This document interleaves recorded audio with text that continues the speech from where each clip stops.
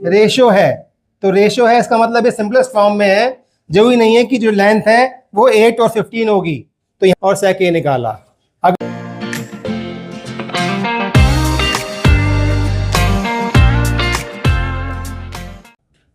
तो आज मैं आपको क्वेश्चन नंबर 4 करवा रहा हूँ।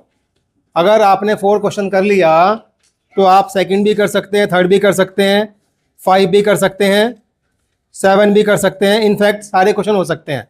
लेकिन 4th क्वेश्चन करने के बाद आपका होमवर्क होगा कि आपको सेकंड क्वेश्चन करके लाना है, थर्ड क्वेश्चन करना है और 5th क्वेश्चन करना है।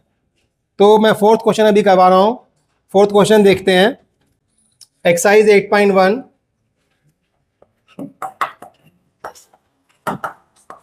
क्वेश्चन नंबर 4,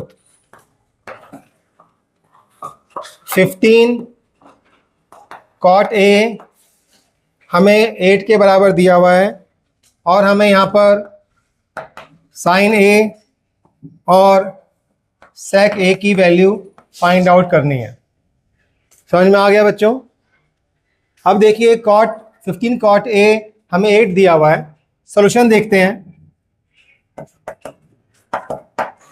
15 cot A बराबर 8, तो यहाँ से 15 को इसके नीचे ले जाते हैं,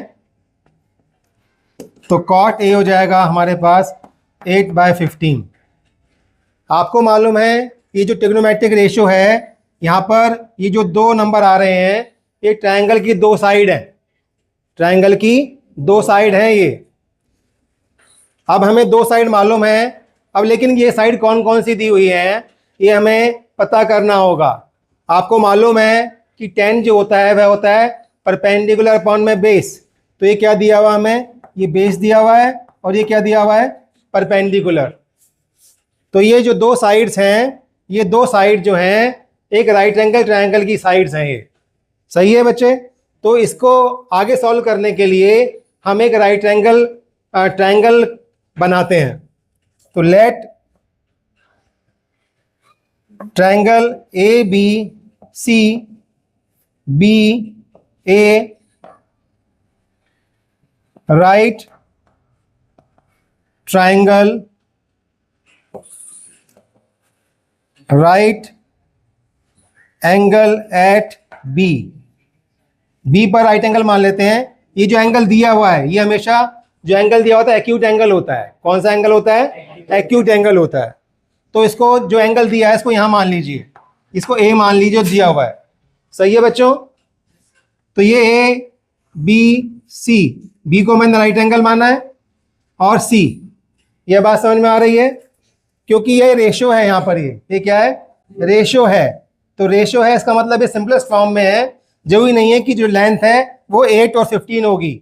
तो यहाँ पर हमें क्या करना पड़ेगा, यहाँ पर लेंथ एज्यूम करने के लिए यहाँ पर 8 के साथ हमें किसी कांस्टेंट को लेना पड़ेगा, जैसे K। तो यहाँ पर आप देखें cot A किसके बराबर है बेटे, ये 8/15 के बराबर है। ये बेस है और ये क्या है, परपेंडिकुलर है। तो ये हमारा एंगल A है। तो मुझे बताओ इसमें परपेंडिकुलर कौन सा है, परपेंडिकुलर कौन सा है, ये। बेस कौन सा है, ये।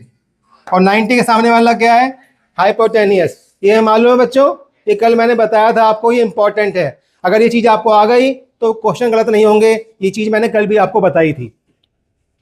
तो यहां पर cot 8/15 है, तो यहां से देखते हैं लेट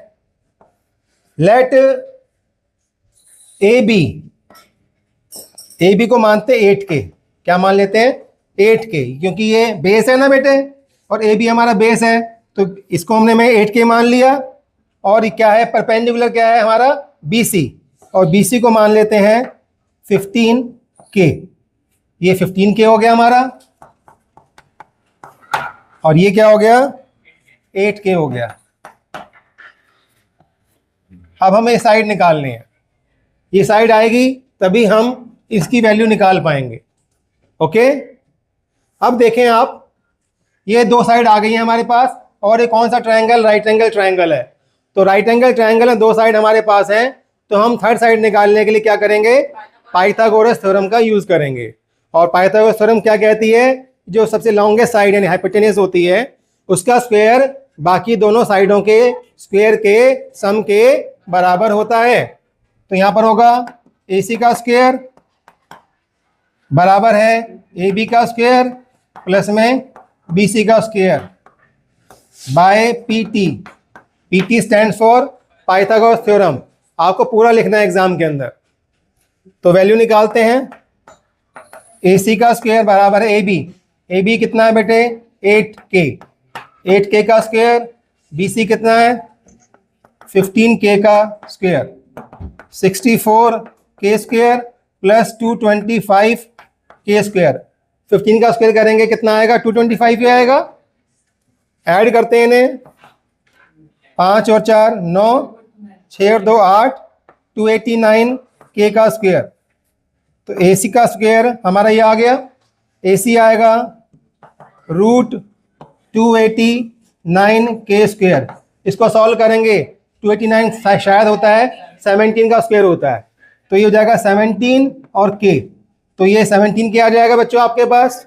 तो ये 17K आ गया। यह बात समझ में आ गई? तो ये साइड हमारी 17K है। हमें वो निकालना साइन ए। साइन ए क्या होता है? नाउ साइन ए, साइन होता है परपेंडिकुलर अपॉन में हाइपोटेनियस। तो यहां पर परपेंडिकुलर क्या है बेटा? BC और हाइपोटेनियस क्या है हमारा? AC। तो BC कितना है? 15K। AC कितना है? 17K। कैंसिल हो जाएगा कैसे के? 15/17। ये आपका आंसर आ गया। तो साइन ए आ गया आपके पास। बोलिए यस और नो। ये क्लियर है? कोई डाउट है आपको इसको? यहां तक कोई डाउट है? ओके। अब हमें निकालना है सेक ए। सेक ए निकालते हैं, यहीं पर निकाल लेते हैं। सेक ए कॉस ए का उल्टा होता है। तो कॉस होता है बेस अपॉन हाइपोटेनियस। तो ये क्या होगा? H अपॉन में B। ये होगा हाइपोटेनियस अपॉन में बेस। ये कॉस का उल्टा होता है। बात समझ में आ रही है? अब यहां पर हाइपोटेनियस क्या है? AC। बेस क्या है बेटा? AB। तो AC 17K, बेस 8K, कैसे के कैंसिल हो गया? 17/8। तो दिस इज द आंसर। तो इस प्रकार से हमने साइन ए निकाला और सेक ए निकाला।